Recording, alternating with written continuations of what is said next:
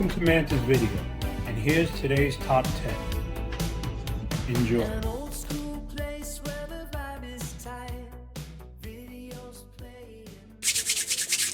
Okay, greetings video heads. Welcome to another installment of MANTA'S video top 10, coming to you exclusive from Camp Crystal Lake here inside of MANTA'S video.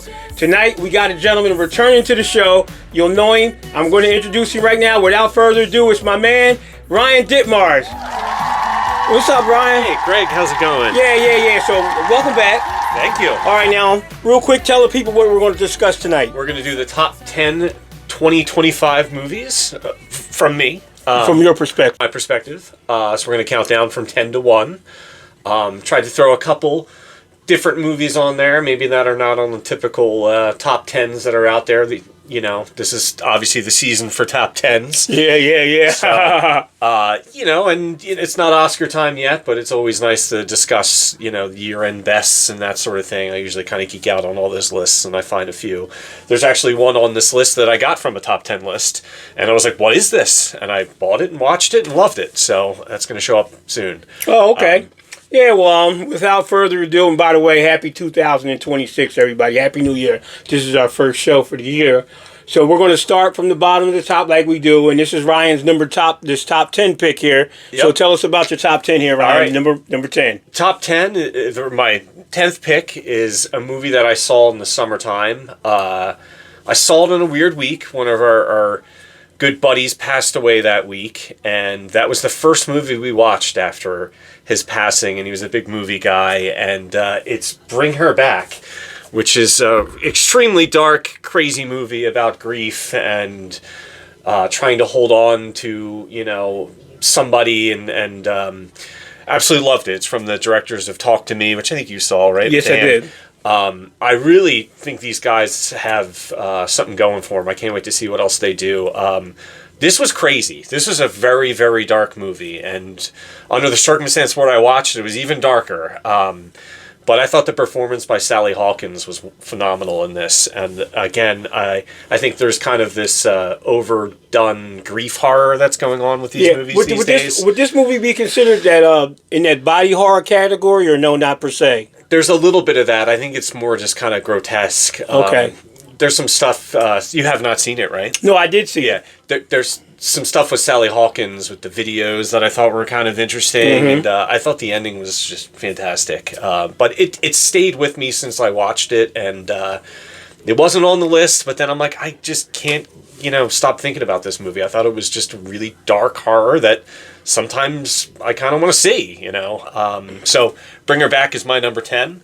Okay. I do not have the video because it is a Netflix movie, but our number 9 movie is Frankenstein, Guillermo del Toro's Frankenstein. I did not think I was going to like this movie. I'm not even sure I'm a del Toro fan. I've seen his whole filmography except Pinocchio, which is on my list. But it was getting good. Who did The Shape of Water? He did Shape of Water. Oh, he did do Shape of Water. Which I rewatched that for Frankenstein just to kind of see if I like this guy as a director. I've always liked his aesthetic and stuff. I thought maybe his shtick might have gone a little, tired. But we went and saw Frankenstein at a theater in Philly, at an old theater. Oh, that's right. I forgot. And we watched it when it came on Netflix. Okay. Yeah, so I saw it in the theater, and there might have been a dozen people in there, and me and the wife and a few other people, we walked out shell-shocked and almost in tears, and we're like, wow, that was something. I think it reminds me a lot of an early Tim Burton movie. It just has this feeling about it with the production design and stuff. And I like the way they broke it down in the segments from a perspective. Yeah, and I think a lot of people rag on the special effects being a little cheesy and the ship and stuff in the beginning, but I'm like, whatever. It still feels handcrafted, and now I'm really thinking about del Toro in a different way. I rewatched Shape of Water, and I have Nightmare Alley at home. They just put a new black and white one, and I want to do a rewatch of that, but I kind of like him now. I think he's probably one of those directors that, kind of is in his little bubble, and maybe that's just fine. I don't know. Yeah, and that movie also did crack my top 10 of the year, which I'll get into a little later. Yeah, awesome. Jacob Elordi may get an Oscar nomination for his Monster. We'll see. Oscar Isaac's always good. I liked it. I was surprised. Again, I walked into it not expecting to even like it, and here it is, number 9. Speaking of that, real quick, I'll segue into something where Sean came up with an idea of, like what you're saying here, a top 10 of movies that you didn't think you would like or didn't think. And once you watched it and you came out like, oh, wow, not what I expected, good movie. So you'll look forward to seeing that at some point. Okay. That sounds fun. Yeah, so we got, number 8 now? Number 8. I love F1. I saw it twice in IMAX. I dragged my nephew and my wife to it and said, you gotta come watch this. I don't think you've seen it, right? No, I actually haven't seen it. It is just junk food fun. It was definitely my favorite movie of the summer. It's paid by numbers. It's a sports movie. It's Brad Pitt chewing scenery, Javier Bardem, and it's got cliche after cliche, but it is just filmed phenomenally. The director, Kaczynski, did Top Gun Maverick, which was a big hit. He did that Oblivion movie with Tom Cruise and Tron Legacy. He did that many movies? Yeah, he's done a few other ones too. What's that joint called? With the creature? No. That's not him. Who is that? He's in that, isn't he? Maybe I'm unfamiliar what you're talking about. It'll come to me. We'll come back to that. Well, so I think the director's like kind of an engineer by trade, and I think what really helps him is he kind of geeks out on all the A Quiet Place. That's what I was trying to think. No, he no. That's the actor. No, this is Joseph Kaczynski. Oh, different people. Yeah. All right. But get educated. But so I think he geeks out on the camera equipment and mounting stuff on things, and I think F1 I don't really care about F1. I had no interest in really racing, but this made me care. I mean, there's like 8 to 10 not full races, but races in this, and it's just exciting. I rewatched Days of Thunder about a couple weeks ago. Okay. I never saw it before. And I'm like, all right, for the time it was probably pretty cool, but I can't watch that racing stuff anymore after F1. I mean, it just blows it out of the water. And I think it was a big success. And you know what? It may be an Oscar Best Picture nominee. I mean, there's been some rumors that it may get on the list, so we'll see. But if you want something fun and stupid and light and just shut your brain off, F1, so much fun. Can't recommend it highly. Great 4K too. Now this number 7 movie, I don't even know anything about this. You got to inform me on this one. Yeah, so this was a movie that was on a couple top 10 lists, and a friend told me about it, but I guess I didn't remember him telling me about it. But it's called EFIS. It's a baseball movie. EFIS is one of those pitches that are high and slow, and it always fools the batter. Whenever an outfielder, is doing a mop-up game and when it's a blowout, they'll throw EFIS pitches, and then you always see people strike out, and you're like, what the hell? Well, yeah, why couldn't you hit that? Yeah. So this movie, obviously there's many great baseball movies. I'm a sucker for a good baseball movie, America, that sort of thing. So I was like, okay, baseball movie, EFIS. So the premise is it's a town baseball field that is getting constructed over by a school, and it's the last day the baseball field will be active. So it's 2 adult, I'd say 50, 60-year-old baseball teams playing their last game on the field. Okay. And the whole entire movie is the entire baseball game from morning until the end of the night. It keeps going. And there's no main character. It's just kind of a hangout movie. And it really isn't about anything, really. It's about baseball. There's not really big words of wisdoms by some of the characters. It's kind of just it has this feeling of losing something that you did, or again past your prime, or this might be the last baseball game any of these guys ever play.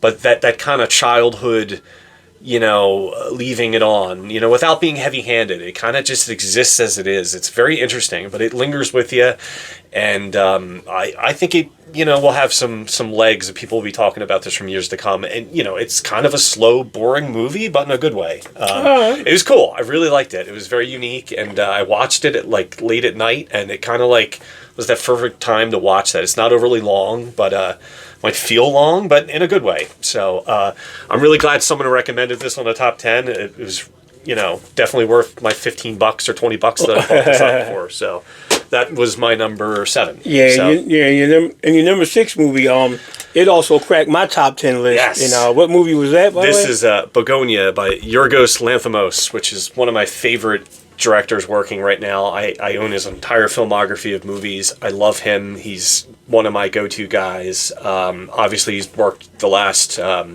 4 movies with Emma Stone. So he's got his little muse with her. This is based on a Korean movie, Save the Green Planet, which I saw years ago. But what a great movie. I mean, it's hilarious. It's really twisted. It's super dark. Without revealing where it goes, I mean, it's just...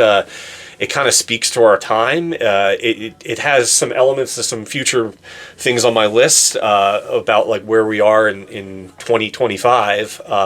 Paranoia, political stuff, Jesse Plemons. I was just about to say, Jesse Plemons. My God, so good. Yeah, I mean, he played the character very well, and I've liked him. Every time he showed up in the movie, he's pretty good. He always shows up, and you always comment that he's always like a cop or sheriff. Yeah. This time he's not that. He may be a sheriff in a different way. Yeah, but he's a little loony, but then sometimes you just never know. The movie sets you up to make you think, wait, is he a crackpot, or does he really know what he's talking about? It's great. You know what I mean? It It's really the whole good. movie, and it's beautifully shot. I have not put this 4K in, but I've read a review earlier saying they shot it in VistaVision. Which is becoming the hot thing. There's actually 2 other movies that I'll spoke about today that were filmed in VistaVision. So it's just, I like the framing of it with the film and everything. I love it. That's another one that just hasn't, got out of my mind. There's some silliness to it. And it's silly, all right. It fits with a lot of Yorgos' other movies. Again, I'm a big fan of what he does. And I know he's taken a little bit of a break, but I cannot wait for him to get back and make more movies. And when you watch this movie and you look at Emma Stone in some scenes, she looks like Michael Jackson, which cracks me up. She's right in here, the eyes, the little nose. I'm like, what's Michael doing in here? Yes. But no, it's a movie, like I said, it made my list too, and I also recommend this movie. I hope there's some Oscar love for this. That would be nice. That would be nice. Initially, they didn't think so, but I think Jesse and Emma and you never know, Yorgos might even jump in there somehow. But Begonia, really fun movie if you haven't seen it. Number 5, I do not have a copy of this because it's not out yet, but another movie that came out that really stuck with me, and that's If I Had Legs, I'd Kick You, which is Rose Byrne's romantic mother. She's got a sick kid. It's all pretty much done through her POV. Okay. Conan O'Brien plays a therapist playing an acting role without kind of hamming it up in it, which is good. But this is a fantastic movie. It shows, to me, Rose Byrne is the best actress of the year in this performance. I give it to her. I know there's a lot of love with Jessie Buckley with Hamnet, but Rose Byrne, oh my God, I've always loved her as a comedian or in her comic movies. But this really shows she can really do anything. So she's just going through a breakdown, and it's just a couple days, maybe it's a week of her life of just nothing working out correctly. It's just talk about stubbing your toe and then falling, on a ladder and then your foot's in a bucket. I got you. It's the whole movie, is that. And it's directed by Mary Bronston, who I think she did one other movie, but she's married to Ronald, I think, who's the co-writer of all the Safdie brothers with Uncut Gems and Marty Supreme, and they have this, they're in this whole New York sect of filmmakers. But this one's great. I really, really recommend it to people if they haven't seen it. It's very, very, acting. I like when they always say acting. Yeah, they always say like they give the Academy Award to somebody that like the most acting or the most directed, and I'm like, I really hope it's for Rose Byrne because she gave the most acting. Well, that's good because sometimes you watch movies, right, and you watch a movie and you already know the person who won an Oscar, and you watch it after the fact, you like, she was in the movie for 8 minutes. Like we watch City Slickers. Right. Yeah. And Jack Palance. That was a Lifetime Achievement Award. Yeah, that's what that was. You watching like, yo, he's barely in the movie. And as much as I love Bonnie and Clyde, what is it, Estelle Parsons or whatever? Yeah, right. She's at a real short part, but she wins an Oscar. But I love it because I love the movie. But it's like there's no meat to it, right? Like you would think. I back to Begonia, like Emma Stone, like when she won the Academy Award for Poor Things, it was like, yeah, she did the most acting. Yeah, you've seen it, yeah. I feel like if you like the Kids, it's the same sort of thing in a way where you're like, how do you not give her any awards? I mean, she's winning a few, but like, I don't know. She's definitely like, wow, that was impressive. Okay. So If I Had Legs, I'd Kick You. All right, number 4, I do not have the disc for. Waiting for a sale, but Eddington, Ari Aster's 4th movie, Joaquin Phoenix versus oh my god, why can't I think of the Mandalorian? He's in everything. Fantastic Four. Pedro Pascal. Oh yeah, he's in. Yeah, like you said, he's in everything. He's in everything. This movie, Ari Aster did Hereditary, and then he did Midsommar, and then he did Beau is Afraid, and this is Eddington is his 4th movie, and this is the COVID movie. It's all about 2020 and how loony we all are. I think what was so good about it to me was it didn't really take a side. There's definitely some political points. You kind of probably know what side he's on, sort of. Right. But it kind of is the time capsule of just that time. And I know it might not be the most entertaining thing for people to go back 5 years and be like, COVID again and that sort of thing. But I like and respect that a filmmaker that's kind of on his... he's growing. He's doing a modern movie. Yeah. He's doing a thing about something that happened, recently in recent history. But other than that, Joaquin Phoenix, I mean, he's just always putting out good work. And, I know people might think he's weird as an actor and he picks some weird choices, but I'm very glad he's picking stuff like this. He plays the sheriff and sort of like an anti-hero. I don't even know if he's a protagonist or antagonist, and that's what's kind of cool about it. But where this movie ends is just so dark and like twisted, and I think there's like a dark comedy aspect to this, and there's a shootout at the end that's very like Heat, or something like that. It's just like him with a machine gun in the town, and it's just so beautifully shot. But I really liked Eddington. It was very, very good.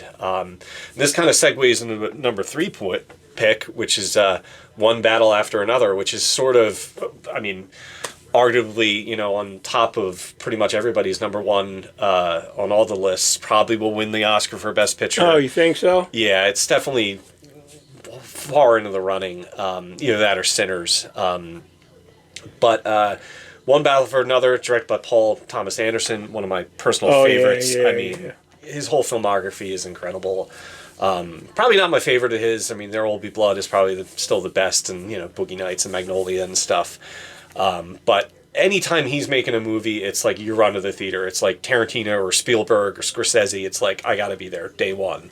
I saw this in IMAX. It was also filmed in VistaVision like Begonia was, and it was incredible. Just seeing the framing on the screen. And it's a very epic movie. Here's a guy that is an art director that's got $200 million, and it doesn't seem like he wasted any of it. It's so beautifully shot and put together. Leonardo DiCaprio, I think, is going to win the Oscar for Best Actor. Leonardo. I know people really like Timothée Chalamet and Marty Supreme, but I really thought Leo in One Battle After Another was just, it's just a great performance from a great actor, and, Kiefer Worden and that guy, and I think he picks good movies. But I think it also is another movie where, here's a guy who did a lot of period movies, and he's doing a modern sort of thing. Like, this is sort of the sequel to Eddington in a weird way. It's like, because it's about protesting and, a bunch of revolts, and sort of things, and it has a lot of that modern spin. I know it could be controversial, some of the stuff, but it's great. It's like a stoner comedy, buddy comedy. It's got some action. Another Heat type looking car chase that's like in the streets that's really beautiful, and has one of the best car chases in movie history. It's going to go down forever, what he does towards the ending. And then, not to mention Sean Penn. My God, one of the best performances of the year. I mean, he is just a cartoon character. Amazing. And Benicio also getting a ton of love and may actually win the Oscar over Sean Penn. But Benicio del Toro was filming Phoenician Scheme, and they actually held production up for a little while for One Bat for Another for him to jump into this. Okay. And for him to have like no prep and like to do like, I don't know, if you film for a week, it's like, wow, pretty amazing. Like what a week of work, and he could be holding a golden trophy at the end of it. That's nice. So One Battle After Another. If you haven't seen it, what are you doing? Go watch it. Okay. What are you doing? Go watch it. What am I doing? I go watch it. Yeah. But I tell you what, I watched the next movie. All right. We went to go see this movie. I mean, another one of the movies of the summer. 28 Years Later. I love this director. I mean, he is just Danny Boyle. I mean, this guy can film the phone book. Train Spotting has been one of my favorite movies of all time, but The Beach and Millions and Slumdog Millionaire and just, I mean, go on and go on. His follow-up to his 28 Days Later, he did not do 28 Weeks Later. And it was like, where are you going to go with this movie? And I was just amazed where he went with this. I mean, it's sort of an emotional grief movie. I mean,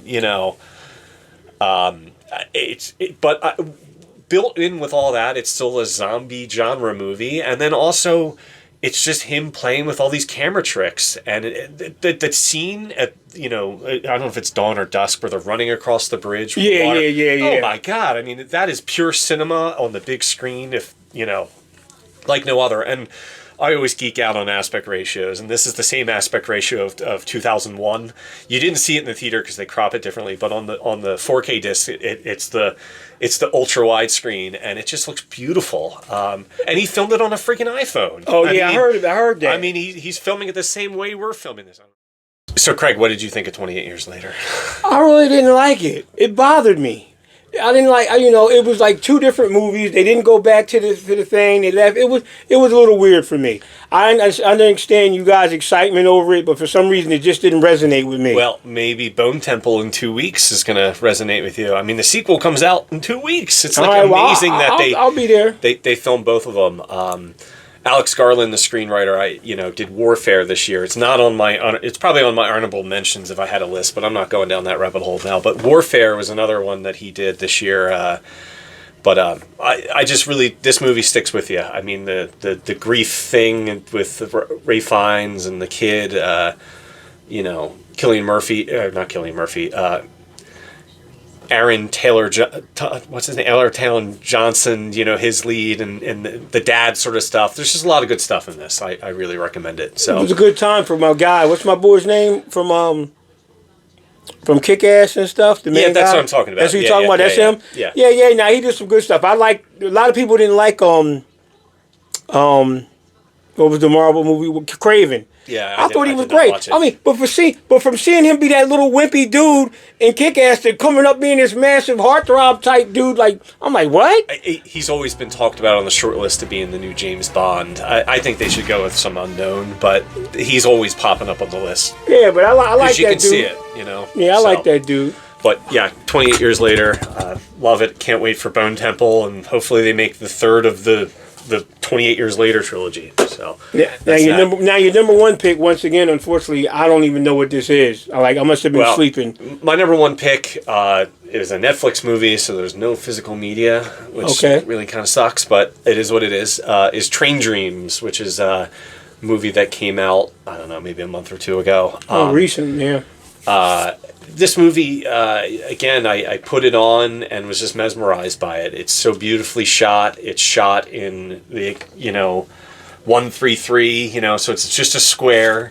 It's about a logger who works in the Pacific Northwest in, I guess, the early century, and he's working on the railroads, and it kind of spans 50 years of his life and his, comings and goings and things that happen. Don't want to reveal all of it, but it's beautiful. It's like poetry without being overly artsy, and it's got a lot of great character actors. It says a lot about life and, just experiences that we all have, and just does it in a non-heavy-handed way and not talking down to you. And it has a great ending, and life can be kind of crappy these days, in general. And, there's scenes in this where you're like, yeah, things kind of suck, but like you can kind of smile at the small things. And there's a lot of that kind of feeling in this movie. A very melancholy movie, but in a good way.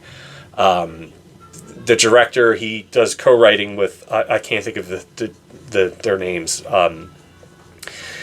with the guy who did Sing Sing last year. They kind of write and direct, and they go off and on. And actually, the last movie I watched of 2025 was his first movie, Jockey, which I didn't think was very good, but it had the visual look like Train Dreams does. But William H. Macy plays a great little role in Train Dreams. There's some great little other character actors that pop up. Clifton Collins Jr. is in it for a little bit.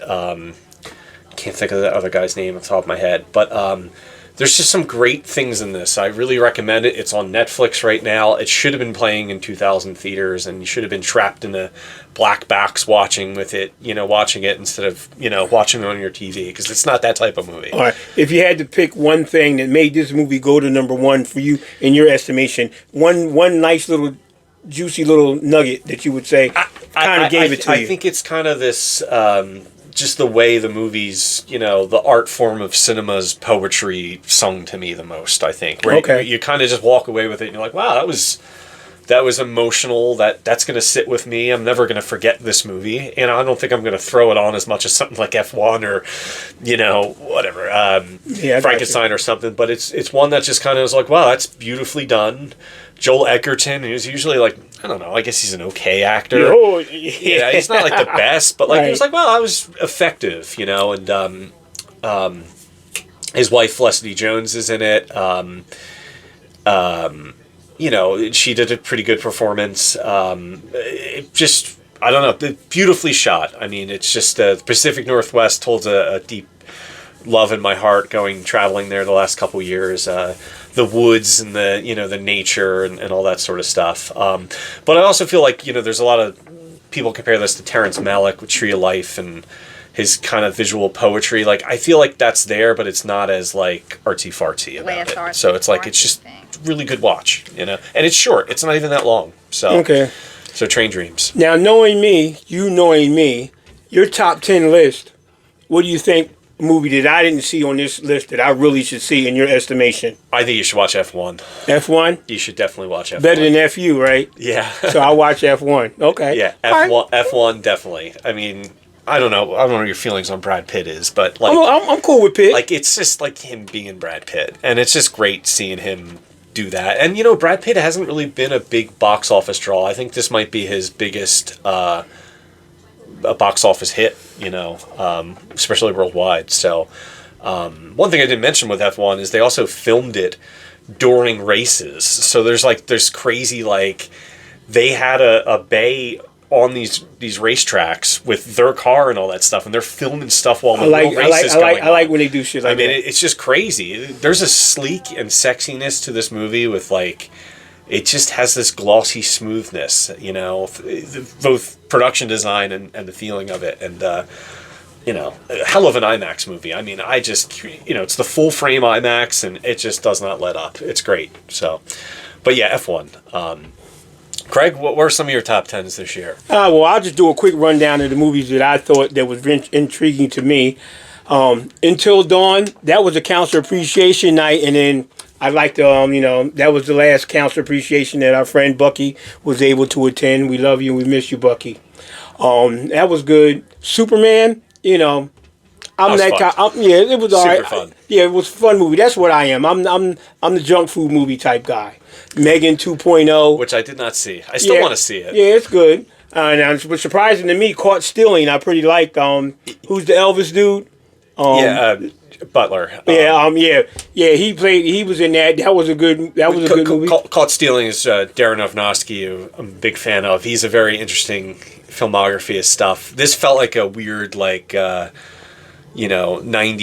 Tarantino ripoff. They did like a million of them back then. It was like good that. Yeah. And then number 6 is we seen The Monkey. Love The Monkey. Monkey was fun. Yeah. It was another fun movie, junk food movie. Yeah. If you didn't see The Monkey, I recommend you going to see that.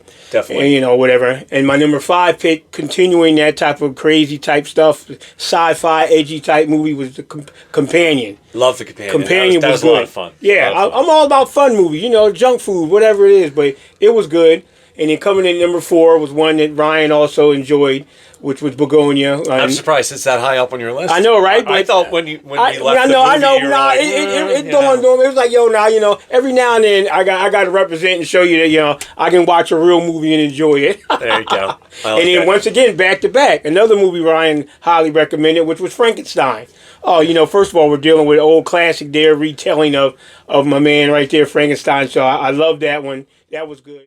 And my top 2 pick was Sinners. Sinners, Ryan mentioned earlier briefly about, possibly winning some type of awards, but it did not make his top 10. I loved it. It was one movie that I went into not knowing I would really love it like that, but it's a real good movie, and I don't know, I'm just curious as why it didn't make Ryan's top 10, or where was it? I mean, look, I get the hype. I saw it twice. I don't think it's a bad movie by any means. I like everything that's going. I like the hybrid of this weird John Carpenter, the musical mixed with a gangster movie and good acting and all that stuff. I think all those things work great. I think the production design and the cinematography is beautiful. I just, in the second viewing, I was like, I don't know if I fully like this. Like, it just didn't feel like I can't put my fingers on what it is that I don't appreciate about it. Like, maybe I just wanted a little more like From Dusk Till Dawn. Yeah, I got you. Like action at the end, and like, I don't know, I think the trailer with the Tommy gun, him shooting people, I'm like, man, that could have been like done more. I don't know, but it was okay for you. You enjoyed the movie. You enjoyed it. Okay. It'd probably be on my like 15 to 20 if I had let. All right, that works for me. But I'm not a hater on it. I just like these other 10 movies more, essentially. No doubt. One person, I love Delroy Lindo, and like, he's the type of actor that I just really appreciate, and I'm on the fence with oh my God, Michael B. Jordan. Yeah. He's okay. I think he's got a good screen presence, but that's what it is. He's got, and then it's always the what's hot, who's now, and whatnot. He just feels like he's acting. Like he's that's the only reason I think the young kid, the singer, that kid's going to be somebody. I can't wait to see what else he does. I mean, I like all the side characters in it. And, I'm the horror guy, so Sinners worked out for me. It was good in all regards. Yep. And my number 1 movie of the past year was without a doubt. They finally brought it back after 15 years? It's been a minute. I forget something like that. I don't know. Final Destination: Bloodlines. Love the movie. I love the killings, and I love the way, you know how Final Destinations go, how they make you think this thing's going to happen, but then it's really this thing. And they did a great job of doing something different. That's why it's called Bloodlines, tying it in from something that happened in the past and bringing it into the beginning. And all the time, Death was pretty much doing some other things until it got to present day. Right. I thought it was great, and they had a lot of shout-outs to previous movies and whatnot and everything. And so I thought Final Destination: Bloodlines was my number 1 movie of 2025. I think it's a great choice, and I think what's neat about that movie is like the directors kind of grew up with the first one, and they're kind of like fanboys of Final Destination. So it's like we've gotten to that point where it's been around for 25 years. Yeah, where these guys they're somewhat young. I think they're in their early 30s, but they're like, what can we do with this? This franchise that we love so much. Let's not change that, but let's just remix it enough and really dial it up. Because when you're coming back to something after so long, you got to come with a powerful punch to do something, and people are like, oh, okay. I hope they continue that momentum with the next one and not just go down, because I rewatched all the Final Destination movies this year. Look, I mean, the stars, the killings for sure, but some of them are like, all right, they could have done a little better with this plot here, or something, Okay. link them together and a little other thing. So Yeah, so we just breezed through my top 10. You got my top 10 there, but I'm gonna head it back over to Ryan. And Ryan, tell us a few things about some other movies that really tickled your interest. Yeah, I mean, I watched 200 or 328 movies this year. 200 of them on physical media. Spin the discs, boys and girls. I like going down my own rabbit holes with movies, and I think buying movies sometimes is the best way to do that.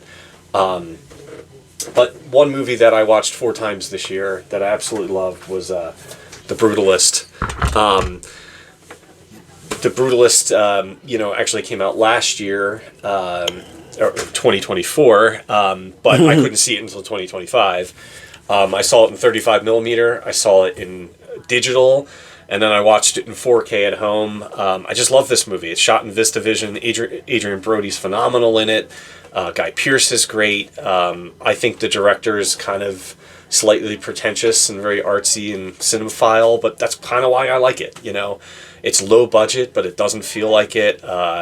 Just grand in every sense. Great music, great cinematography, which both won Oscars last year, including Adrian Brody. But really like it. It stuck with me all year. And if this was my list of best movies I saw in 2025, no doubt, or regardless of the year, this would probably be my number one. I love The Brutalist. A couple Blu-ray companies that I love. One of them is Deaf Crocodile. They always put out these great animated or foreign movies. I've never heard of any of them, the titles when they pop it up. And one that came across that I was like, I gotta get this, was this German animated movie called Feel a Day. And it is an adult animated movie where a cat moves into a neighborhood and finds out that there's this murders going on with other cats in the neighborhood, and he teams up with this grizzled other cat with fat cat with one eye, and they start investigating what's going on with the murders. It kind of has this weird occult. There's a cat occult, and there's cat sex, and there's violence in it, and you're the Boy George does the theme song, and you're like, where the hell did this movie even exist?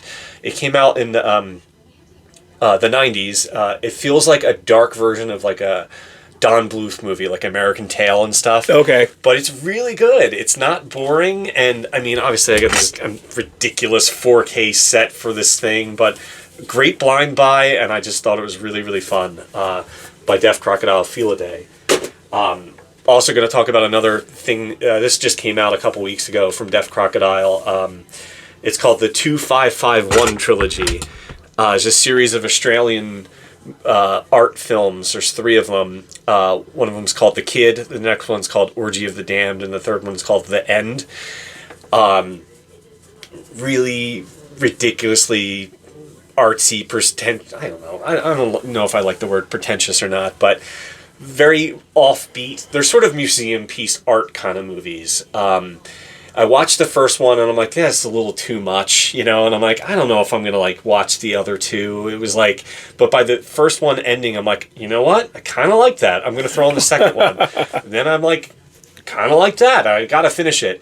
So it feels like, in a weird way, it's like Spirit the Halloween, the movie, because it's in this it's so stupid to explain it, but it's in this post-apocalyptic world where everyone's wearing masks, and this monkey man finds this kid, and he's trying to pawn the kid off, but ends up falling in love, and then the kid gets stolen, and he's trying to get the kid back, and it's filmed with all these crazy imagery, when they were marketing this movie, which I never heard of, there was all these you have to be at a certain age just to look at the web page, and I'm like, really? What is this thing?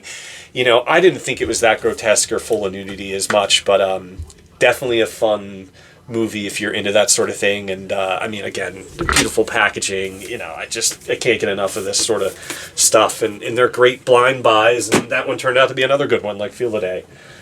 This one I think you've seen. Movie I watched back in January of 2025. I got Fun City's edition of Handgun the movie, or The Heart of Texas. I think you watched this, right? Yeah. Great revenge movie. Love those type of movies. I love it. I can't get enough of them. This was another great one. Mid-'80s. Sort of that Taxi Driver hardcore kind of flavor. You know, there's revenge-o-matics is what Tarantino always used to, says with all these, Death Wish type movies and things. Miss 45. Yeah, right. Which we didn't watch the other day. But Handgun, which is a great movie that I just never saw, and a really nice edition of it. Yeah. It's also called Deep in the Heart is the other alternate title of it.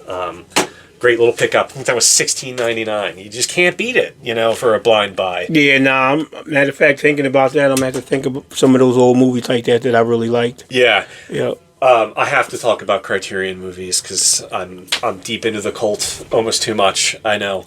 But here's two movies that I never saw and always wanted to watch, or at least one of them. The first one is Jonathan Demme's Something Wild. It's got Melanie Griffith? Yes, and Jeff Daniels. Jeff Daniels, yeah. We talked about in my last podcast the film noir with Detour, where the girl got into the car and they just kind of went down the rabbit hole. It's sort of the same shtick where Jeff Daniels plays like a yuppie banker, and he kind of goes hitches a ride with Melanie Griffith, who's kind of a wackadoodle, and they kind of just go through this road trip journey, and all sorts of chaos ensues. The music in this is wonderful. Jonathan Demme, Silence of the Lambs, and whatchamacallit. When I think of this movie, for some reason, I think of the other movie with Griffin Dunn. Oh, After Hours. After Hours. We watch movie night. It's struck from the same cloth. Yeah, that's what I get that feel. I cannot believe I never watched this before. I actually texted a couple of friends after watching it, like, have you seen this? Because if you haven't, I'll bring it to you. Just watch this movie. It's so much fun. But Something Wild, a great Criterion pickup. And then one that came out about 2 weeks ago. This is 1923 to 1929. There's 4 short films by this French director. Actually, he was born in Philadelphia, but he spent his time in France. He made these experimental silent films, and they put out this compilation of 4 of them, and it's scored by the director, Jim Jarmusch's band, and I loved these. These are really, for 1920s movies, they're very modern feeling. They're very David Lynchy. The music score is modern, so it kind of adds to the modernness of it, but I was blown away by these. This is a really, really fun selection of 4 movies. It's not even that long. They're all, I think it's 70 minutes to watch all 4 of them. Back in, shit. But some of the techniques in the 1920s, you're like, you kind of look at some old movies thinking they're a little stale and they don't do anything like artsy. They're just kind of like, visual plays. This one's like, whoa, like they tried things and and it's surreal and weird. But this is a blind buy, and I was like, this is awesome. I texted a few of my David Lynch friends, and I'm like, you got to watch this. Super cool. So Return to Reason, the 4 films by Man Ray. And then I got 2 more left. Actually 3, I'm sorry. But ones that have been sitting on my to-do list for forever, and I had to bring up a neo-noir because we talked about film noir last time. Film noir, yes. My boy Andrew Garfield, Under the Silver Lake was one I watched. This director did It Follows. Okay. Yes, I did see He's doing the follow-up that comes out actually in 2026. But this is a neo-noir that's always on the list that I think it's kind of mixed with critics, but I am on board with this movie. You just roll with it. It's just a typical film noir that was shot, modern, but it goes places, and Andrew Garfield's great, and it looks great. It's wacky. It's a little long, but it's worth it. So I'm just really glad I watched it finally, and I recommend it to anyone that's into the noir stuff. Okay. And Andrew Garfield, he's just one of those actors that I think just always does great work. I'm always looking forward to what he does next. Right. So, and I got 2 more. Ridley Scott, ageless Ridley Scott keeps making movies, man. It's I know. crazy. Good grief. How old is he now? I think he's late 70s or maybe he's in his 80s. Now he might have been 80s. Can't go wrong with Alien. But one that he put out a couple years ago that I did not watch was The Last Duel with Matt Damon and Ben Affleck and Adam Driver and Jodie Comer. This is kind of a Rashomon type movie where it's told by multiple main characters in their perspectives. You don't watch the movie 3 times over, but you kind of do in some ways. But this is great. It was written by Ben Affleck and Matt Damon. I think it got a lot of slack because their haircuts look ridiculous. They have dreads and stuff. but it's so beautifully shot, and it has a great duel at the end. If you will. Yeah, but I again, it sat on my shelf for a couple years, and I'm really glad I watched it. I thought it was really, really good, and I think it was completely underrated. I forget when it came out. Maybe it got just lost in the shuffle. But man, that guy can still direct a freaking movie. You know, even if it's bad, I still think he just has a look to it, what he does. Yeah, I get that. You know, so Last Duel. And then lastly, maybe I didn't really want to end on this one, but another one of those movies that a podcast recommended, and I said, what the hell, I'll check it out. I'm not really into the anime that much, but this was a sports one, and it's called The First Slam Dunk. It's a basketball movie that takes place all in one game, and it has some of the best sports stuff I've seen, sports movie stuff I've ever seen. It's beautifully shot. You get into the characters and the motivations, and by the time it gets to the fourth quarter, it's like you're on the edge of your seat, like a really good, basketball game. And again, I don't really go down the anime rabbit hole that much, but this one really stuck out, and I'm like, this was awesome. This was great. I'm just beautifully done. Nothing more else to say. And that's good. That's interesting to know. And thinking about your whole list, your top 10, and a lot of your honorable mentions or whatever you want to call them, things, movies that you've seen in the past that you really enjoyed, everything seems to be like one of the main checklist things is kind of like the cinematography and the way it was made, and the way it comes across off the screen, so pretty much. Yeah, well, look, I mean, I like a good, junk food movie like F1, like the most people, but some of these movies that are cinema, I mean, I geek out on it because it's unique, and when they're unique and good, it really puts it into a different stratosphere for me. I mean, there's plenty of movies that are artsy that are bad, but I think at least some of my, finds this year and my top 10, I just think are, movies that will stick with me at least, or want me to recommend, to other people. And, hey, look, I think watching these videos isn't, you don't care about me. I think you should just find a movie and say, hey, look, that sounded interesting to me. Let's throw it on, or take a risk. I mean, that's all I ask people to do is just, go down the rabbit hole with us. Yeah, exactly. And, well, with this episode, it gave us a lot to digest, a lot to everybody to understand and whatnot. And when you watch this, maybe you'll go back and you'll check out some of these movies and whatnot. And, this would have been a fun episode. Yeah, I have one more question for you. Go ahead. I know you gave your top 10 of 2025, but was there a movie you watched maybe in our movie club or something that you watched on your own and you're like, I can't believe I never saw that. And I really liked it. Well, I'll keep it without thinking and holding up the crew too long. I'll just go to The Quick and the Dead, which we just seen, which was pretty good. I hadn't seen that. I thought I would have seen it. I'm like Sharon Stone. It had tons of people in it, Your boy Keith David. Keith David was definitely in there. Gene Hackman, God rest his soul. Yeah. We love Gene Hackman. Whenever he shows up, you gotta watch it. Yep. He was a great actor for sure. Young Leo. Yeah. Oh, Leonardo DiCaprio. He's like 10. He felt like it. This and any other. But it was a great movie. Russell Crowe. I think what's great about watching those movies like Russell Crowe and Leo. I mean, Russell Crowe felt like he was on his game even back then. But Leo, you look at that, and then you look at something like One Battle After Another, or like whatever, Revenant or something. The Revenant, and you're like, my God! I mean, that guy. He's an actor. He learned from. You could tell he constantly was absorbing. I mean, I guess part of his shtick in that character was that. But, still, but look at the difference. Unbelievable. Yeah, well. Like I like to say, I like to thank Ryan for coming out again. I appreciate that, my man. We'll see him again soon as we come up with different ways to bring movies to you guys, different top 10s, different versions, this and that and the other. And that was just a look at 2025 top movies by Counselor Ryan Ditmars right here. I want to thank everybody for tuning in, checking out this. Look for us pretty soon again for our next installment. But anyway, as always, I am the curator of Camp Crystal Lake and the proprietor of MANTA'S Video, and I'm out.